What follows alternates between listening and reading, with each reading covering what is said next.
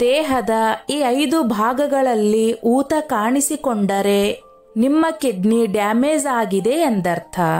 ಸಾಮಾನ್ಯವಾಗಿ ಕಿಡ್ನಿಯಲ್ಲಿ ಯಾವುದೇ ರೀತಿಯ ಸಮಸ್ಯೆಗಳಾಗಿದ್ದರೆ ಒಂದಲ್ಲ ಒಂದು ರೀತಿಯಲ್ಲಿ ಅದರ ಲಕ್ಷಣಗಳು ಗೋಚರಿಸಲಾರಂಭಿಸುತ್ತದೆ. ಅಂತಹ ಲಕ್ಷಣಗಳಲ್ಲಿ ದೇಹದಲ್ಲಿನ ಊತ ಕೂಡ ಸೇರಿದೆ. ಹಾಗಾದರೆ ಯಾವೆಲ್ಲ ಭಾಗದಲ್ಲಿನ ಊತ ಕಿಡ್ನಿಗೆ ಸಂಬಂಧಿಸಿದ್ದು ತಿಳಿಯೋಣ. ಸಾಮಾನ್ಯವಾಗಿ ಏನಾದರೂ ಗಾಯಗಳಾಗಿದ್ದರೆ ಆ ಜಾಗದಲ್ಲಿ ಊತವಾಗುವುದು ಸಹಜ. ಆದರೆ ಯಾವುದೇ ಗಾಯಗಳಿಲ್ಲದಿದ್ದರೂ ನಿಮ್ಮ ದೇಹದ ಈ ಕೆಲವೊಂದು ಭಾಗಗಳಲ್ಲಿ ತನ್ನಿಂದ ತಾನೇ ಊತ ಕಾಣಿಸಿಕೊಳ್ಳುತ್ತಿದ್ದರೆ ಅದು ನಿಮ್ಮ ಕಿಡ್ನಿಯ ಆರೋಗ್ಯಕ್ಕೆ ಸಂಬಂಧಿಸಿದಾಗಿರಬಹುದು. ಮೂತ್ರಪಿಂಡದ ಆರೋಗ್ಯದ ಮೇಲೆ ಸ್ವಲ್ಪ ಪರಿಣಾಮ ಬೀರಿದರೂ ಇಡೀ ದೇಹದ ಸ್ಥಿತಿ ಹದಗೆಡುತ್ತದೆ.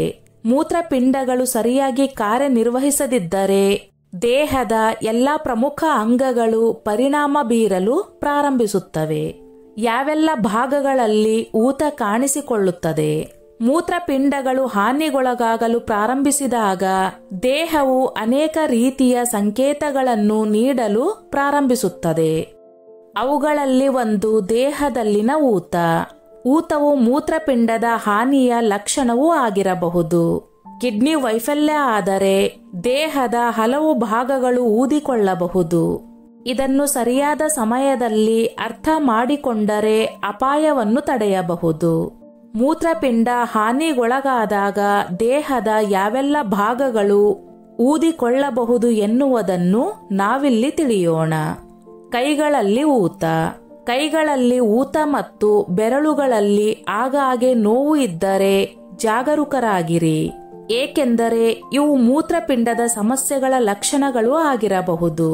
ಬೆರಳುಗಳಲ್ಲಿ ಊತ ಕಂಡು ಬಂದರೆ ನೀವು ತಕ್ಷಣ ವೈದ್ಯರನ್ನು ಭೇಟಿಯಾಗಿ ಸರಿಯಾದ ಚಿಕಿತ್ಸೆ ಪಡೆಯಬೇಕು. ಕಣ್ಣುಗಳ ಊತ. ಕಣ್ಣುಗಳಲ್ಲಿ ಊತ ಬರಲು ಹಲವಾರು ಕಾರಣಗಳಿವೆ. ಆದರೆ ಕಣ್ಣುಗಳ ಸುತ್ತ ಆಗಾಗ್ಗೆ ಊತ ಬರುತ್ತಿದ್ದರೆ ಅದನ್ನು ಎಂದಿಗೂ ನಿರ್ಲಕ್ಷಿಸಬಾರದು. ಏಕೆಂದರೆ ಮೂತ್ರಪಿಂಡದ ಸಮಸ್ಯೆಗಳಿಂದಾಗಿ ಕಣ್ಣುಗಳ ಕೆಳಗೆ ಊತದ ಸಮಸ್ಯೆ ಉಂಟಾಗಬಹುದು. ಅಂತಹ ಲಕ್ಷಣಗಳು ಕಂಡು ಬಂದರೆ ವೈದ್ಯರನ್ನು ಸಂಪರ್ಕಿಸಬೇಕು. ಮುಖದ ಮೇಲೆ ಊತ. ಅಧಿಕ ಜ್ವರ, ಜೇನುನೊಣದ ಕುಟುಕು ಅಥವಾ ಆಹಾರ ಅಲರ್ಜಿಗಳು ಸೇರಿದಂತೆ ಅಲರ್ಜಿಯ ಪ್ರಕ್ರಿಯೆಗಳಿಂದಲೂ ಮುಖದ ಊತ ಕಾಣಿಸಿಕೊಳ್ಳುತ್ತದೆ. ಮೂತ್ರಪಿಂಡವು ಹಾನಿಗೊಳಗಾದಾಗ ಮುಖವು ಊದಿಕೊಳ್ಳಲು ಪ್ರಾರಂಭಿಸುತ್ತದೆ.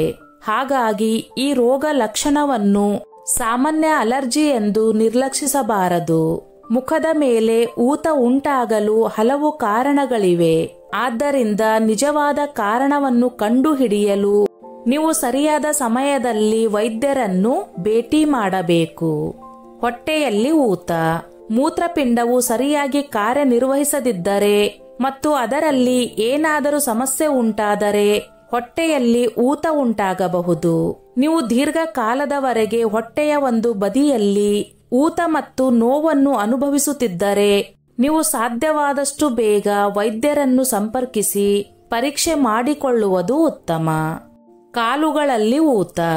ಪಾದಗಳು ಅಥವಾ ಮೊಣಕಾಲುಗಳಲ್ಲಿ ಊತವಿದ್ದರೆ ಅದು ಮೂತ್ರಪಿಂಡದ ಹಾನಿಯ ಸಂಕೇತವಾಗಿರಬಹುದು. ಏಕೆಂದರೆ ಮೂತ್ರಪಿಂಡಗಳು ಸರಿಯಾಗಿ ಕಾರ್ಯನಿರ್ವಹಿಸದಿದ್ದಾಗ ಅಂಗಾಂಶಗಳಲ್ಲಿ ದ್ರವದ ಶೇಖರಣೆಯಿಂದ ಉಂಟಾಗುವ ಸಾಮಾನ್ಯ ಸಮಸ್ಯೆಯಾಗಿದ್ದು ಕಾಲುಗಳಲ್ಲಿ ದ್ರವವು ಸಂಗ್ರಹವಾಗಲು ಪ್ರಾರಂಭಿಸುತ್ತದೆ. ಇದು ಊತಕ್ಕೆ ಕಾರಣವಾಗುತ್ತದೆ. ಹೆಚ್ಚಾಗಿ ಕಾಲುಗಳು, ಮೊಣಕಾಲುಗಳು ಮತ್ತು ಪಾದಗಳಲ್ಲಿ ಇದು ಉಂಟಾಗಬಹುದು.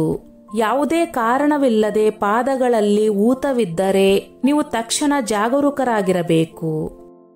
ಸ್ನೇಹಿತರೆ, ಈ ನನ್ನ ಮಾಹಿತಿ ನಿಮಗೆ ಇಷ್ಟವಾಗಿದ್ದಲ್ಲಿ ದಯವಿಟ್ಟು ಶೇರ್ ಮಾಡಿ, ಲೈಕ್ ಮಾಡಿ ಮತ್ತು ಸಬ್ಸ್ಕ್ರೈಬ್ ಮಾಡಿ.